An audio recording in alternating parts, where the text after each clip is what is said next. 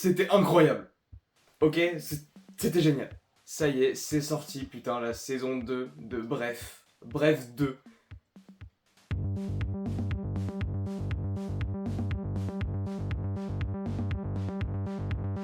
Bienvenue pour cette petite review à chaud.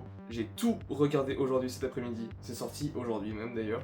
Je vais essayer de spoiler le minimum. Mais bon, voilà. C'est bien, je l'ai binge-watché. Tu peux le faire aussi, donc regarde avant.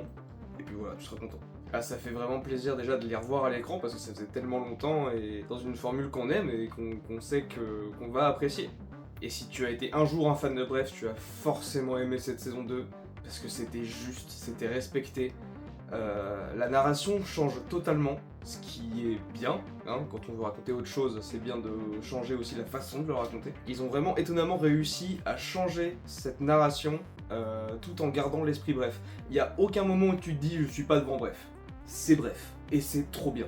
Mais c'est pas raconté de la même manière. Donc les épisodes de 2 minutes, c'est terminé, on n'a plus cette petite voix constante qui nous raconte ce qui se passe tout le temps, etc. Là on suit directement le protagoniste dans sa vie, et franchement bah, c'est pas plus mal. Hein. Déjà parce qu'on peut explorer clairement leur niveau d'acting à tous, et c'est vraiment appréciable parce qu'ils sont vraiment tous putain de doués. J'en ai pas trouvé un seul à côté de la plaque.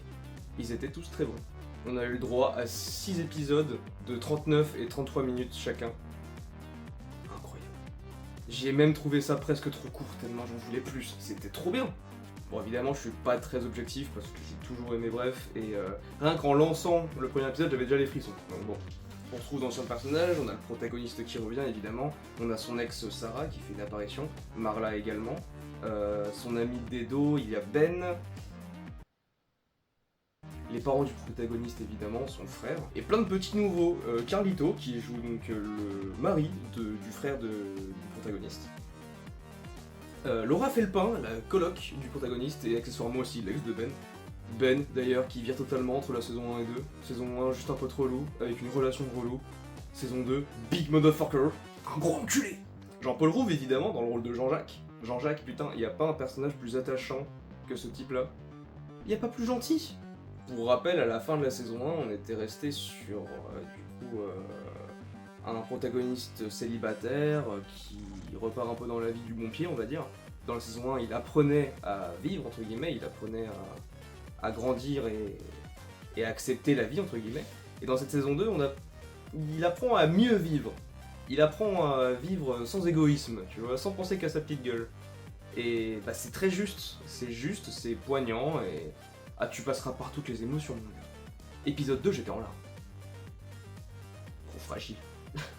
Non, franchement, tout ça c'était parfait, la mise en scène était incroyable. Beaucoup de moments où tu te dis, ouais, putain, ça c'est français?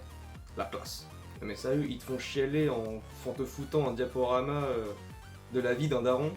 Et juste à côté, t'as un putain de scénario SF où tout le monde combat des aliens crabes sur une planète et tout avec des pistolets laser. Enfin. Et c'était bien fait de ouf. C'était ultra convaincant. Je le veux ce spin-off. Et rappelez-vous, si vous avez regardé Serge le Mytho, on apprend qu'après Bref, on le savait déjà du coup, le protagoniste s'était remis en couple avec Marla. Il l'avait retrouvée, ils avaient fait un petit bout de chemin ensemble. C'était là-dessus qu'on s'était arrêté. Et ça fait plaisir parce que même ça c'est respecté. Dans la saison 2, du coup, on apprend qu'ils ont eu effectivement une relation après les événements de la saison 1. Là, franchement, c'est respecté au poil de couille. En même temps, c'est la même équipe, donc ça aurait été vraiment dommage. Le seul point qui n'a pas vraiment été incroyable peut-être, c'est le fait qu'il n'y a pas vraiment de surprise. On s'attend à tout, c'est un peu cousu de fil blanc.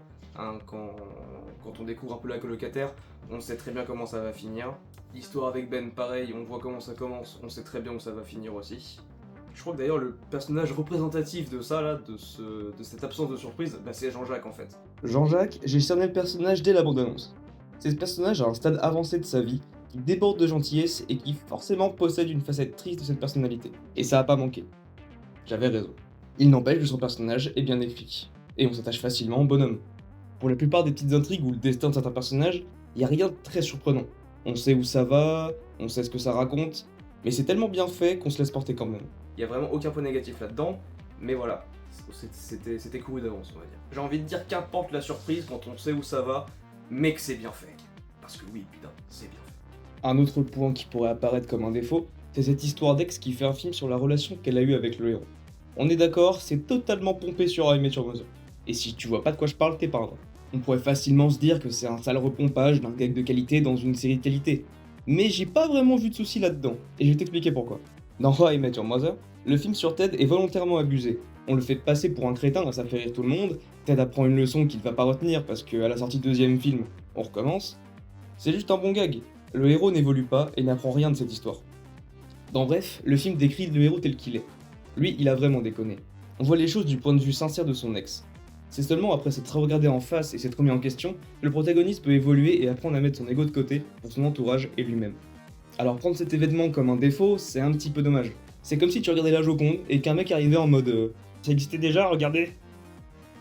Je peux que vous conseiller d'aller voir cette saison 2 si vous avez pas vu la 1. Putain, foncez, tout est sur Disney Plus maintenant. Foncez voir la 1, foncez voir la 2, chialez, riez bien. Franchement, c'est un pur kiff. Et c'est français. Je ne peux que saluer la performance de la série. Je peux que faire ça. Oh, et puis les caméos. Oh là là là là, il y en a, hein. On a le droit au petit retour du clodo avec ses chiens qui n'ont pas de traîneau. Il y a même le retour du vendeur à la sauvette. Celui qui fait... Allez, pas pour le mec. Est-ce que l'accent il était raciste du coup? J'essayais juste d'imiter un mec. On a même beaucoup de caméos. Freddy Gladieux, Mister V, Seb, Jill C, McFly, Yann Barthès, le retour de la liberté, et plein d'autres. Ceux-ci sont juste drôles et prennent pas trop de place devant la caméra. L'essentiel de l'humour repose pas sur eux. N'est-ce pas, Guillaume? Je pense que le public a toujours raison. Non, c'est parfait. Y'a rien à dire. Je pinaille en disant qu'il n'y a pas de surprise. Parce qu'on s'en fout. Quand c'est bien fait comme ça, on s'en fout. Bon voilà, je pense que j'ai fait à peu près le tour de la question. En même temps, quand il n'y a que du positif à dire, c'est un peu relou. Parce que ça, c'est du bon cinéma français. Ouais, bon bah voilà, je pense que j'ai fait le tour de la question. Hein. Beaucoup de points positifs. Que des points positifs, à vrai dire. Le reste, c'est vraiment du pinaillage. Voilà, c'était un petit essai, une petite review à chaud comme ça. J'avais jamais fait ça. Peut-être que j'en referai, je sais pas. On verra ce qui sortira bientôt, si je les regarde ou pas.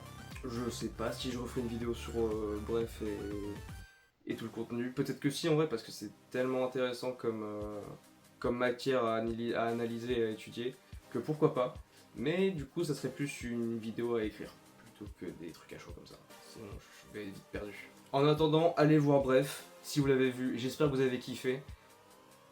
Franchement, enfin, surtout si vous avez pas kiffé, putain, mais dites-moi pourquoi, quoi. Parce que c'était juste trop bon. Bon bah voilà, je vous ai exposé mon avis. Donc si t'as un truc à dire, tu le mets en commentaire. Et puis bah, sinon, on se retrouve la prochaine fois. Allez, salut.